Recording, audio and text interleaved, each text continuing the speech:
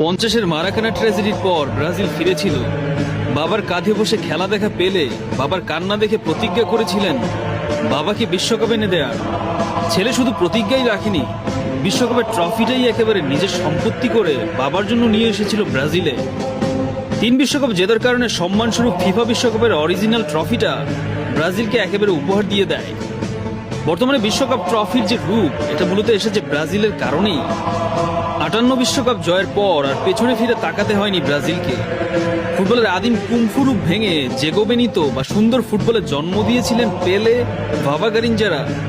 নৈপুণ্যের নায়ক ছিলেন পেলে। বলা হয়ে থাকে, what you see in football now, Pele did it first. উরুগুয়ের প্রথম 2টা বিশ্বকাপ জিতলেও ল্যাটিন আমেরিকান ফুটবল পৃথিবীতে আলাদা জায়গা করে নিয়েছিল মূলত ব্রাজিলের এই সুন্দর ফুটবলের কারণে। 70-এ ব্রাজিল বনাম ইটালির যে ফাইনাল হয়েছিল, এখন পর্যন্ত ফুটবল বিশ্বকাপের সেরা ফাইনাল বলা হয়ে থাকে এই বিশ্বকাপকে। ল্যাটিনরা বিশ্বাস করে ফুটবল ঈশ্বররা নাকি ওই দিন মাঠে নেমে এসেছিল সৌন্দর্যের